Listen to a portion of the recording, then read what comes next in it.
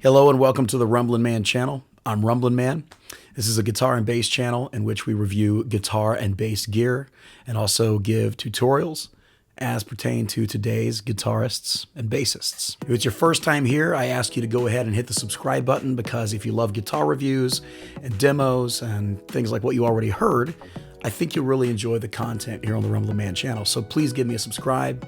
And to my return viewers out there, all the subscribers and followers, patrons, friends in my Facebook groups, however you got here, thank you for doing so. And please click the thumbs up button so that YouTube will be more likely to make this a popular video. And I don't know just how many views this video might get. You know, it's always possible it could only get a few, but I hope that it'll get a lot of views, because I really want to highlight a special instrument tonight. It's around 1 a.m. So I guess I can say this morning. But yeah, so long story short, I mean, you saw the title of the video, the best 335 style guitar I've ever owned. I've owned a few in my day. I always ended up selling or trading because I just never seemed to be able to get them to do exactly what I was looking for, which was to be able to rock and do jazzy sounds and hold up and stay in tune and all that stuff. But thanks to a trade that I just recently did, I now have a semi-hollow 335 style electric guitar that I very much love, and it's great quality. So I'm going to show you this guitar tonight. Now, this is a guitar that is no longer made, a company that is no longer around, sadly. They pop up all the time online used. The Sublime Chieftain Classic. And this is the one in the natural finish. And what a work of art. This thing is a work of wonderful craftsmanship, an extremely well built, great playing, great sounding guitar. And I'm honored to have it in my possession. I want to say thank you to my close friend Jeff, who I did a trade with for this guitar. Sublime Guitars, not long ago, they just had to close up shop, you know, and they were based here in my home state of Florida. And Jeff was able to go down to where they were located and buy some of the guitars that they still had on hand. Knew they retailed at, I don't know, somewhere around $800, somewhere in that ballpark. So a good guitar, man. And so Jeff was able to get them. But the thing is, so this guitar would have been built in 2018. And obviously, you know, it came that way. But the funny thing is, it was still in the box, never played, hadn't been opened. So basically, what I'm holding right here is a brand new guitar. I got it from Jeff in the box. Yeah, it was built a few years ago, but it's a brand new guitar, which is really cool. Really cool to have a brand new guitar.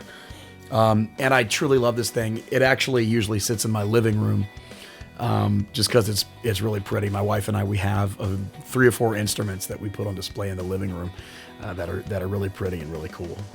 And this is just an amazing guitar. I totally dig the sound and the playability.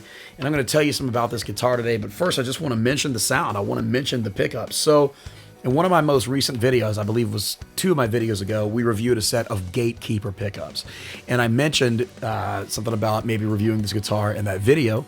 And in that video, I mentioned that Gatekeeper pickups began as a collaboration between Porter Pickups in Boise, Idaho, and Sublime Guitars in Lakeland, Florida. And while many of the Sublimes had Gatekeeper pickups in them, and they're great pickups, this particular one, actually, the Chieftain Classic model, has some custom wound Sublime pickups in it.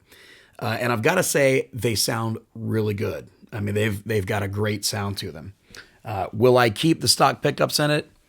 I don't really know, because right now some of my favorite humbuckers actually are the Gatekeeper Hot Wind humbucker pickups that I reviewed some months back. So maybe at some point I'll get a set of those, but these have a great sound. They sound pretty similar to those.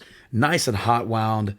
You could do pretty much anything with them. And they got a killer output. They sound great. And it's so funny because, you know, you can dial things down and try to get those jazzy sounds and really cool clean sounds with this, like we've already heard. But man, you can get some huge rock tones with this guitar in any pickup position. Let's hear the bridge a little bit.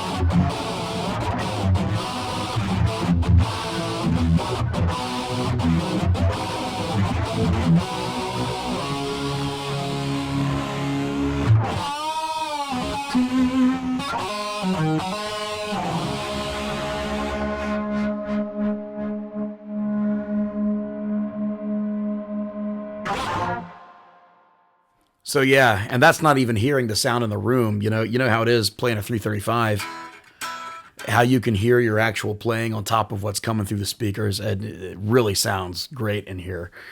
So yeah, I'm really grateful to have this. And again, I'm just blown away by the craftsmanship. It's a work of art. Like I just feeling it and holding it. Just the way this thing is built, the quality of the wood. You get this in your hands and you know it's a special instrument and a very good, very well built instrument.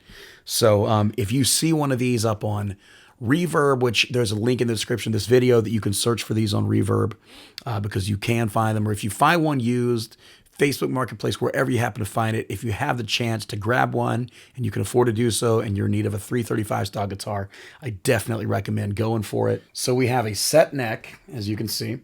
And this body is actually a molded maple body with a solid center block. And center block guitars are great because in terms of sound, man, that center block will give you some great punch and sustain. But being semi-hollow, you also get that woody sound that a great semi-hollow guitar can give you. We have a Tune-O-Matic bridge with a stop bar piece, and this is nickel finished hardware. Very nice. Great looking hardware. This is a Graphtec Tusk XL nut.